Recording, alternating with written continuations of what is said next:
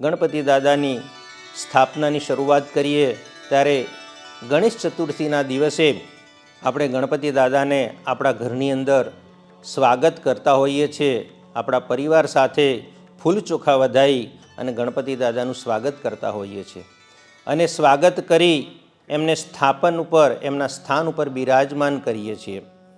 અને ત્યાં 16 ઉપચારની અંદર ગણપતિ દાદાને સ્થાપન કરી એમની પ્રતિષ્ઠા કરી એમનું આસન અર્પણ કરી અને કંકુ ચંદનથી તિલક કરી એમને ખેસ અર્પણ કરવો, જનોઈ ધારણ કરાવી, ફૂલ ચોખા એમને અર્પણ કરી અને ભોગ ધરાવવો। ભોગની અંદર ગણપતિ દાદાને પ્રિય એવા લાડુ અર્પણ કરવા, સાથે એમને યોગ્ય લાગે એવું ફળ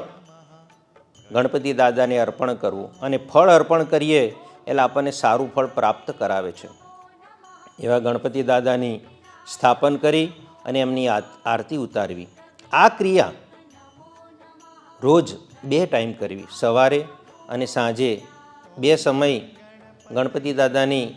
પૂજા આરતી કરવી અને પરિવાર સાથે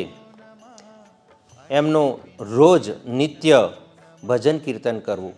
અને એમના આશીર્વાદ પ્રાપ્ત કરવા। અગાઉ કહ્યું એ પ્રમાણે 1.5 દિવસ, 5 દિવસ, 7 દિવસ કે 10 દિવસ સુધી ગણપતિ ભગવાનની જે પૂજન અર્ચન કરી સ્થાપના કરીએ છીએ અને એ સ્થાપના કર્યા પછી પોતાના ઘરે જ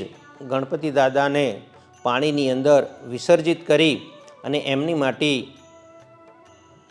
સારા ફૂલ છોડ રોપવાની અંદર ઉપયોગમાં લેવી જોઈએ, પણ તુલસી ક્યારો એમાં ક્યારેય નહીં રોપવો જોઈએ એવું શાસ્ત્રનું વિધાન છે।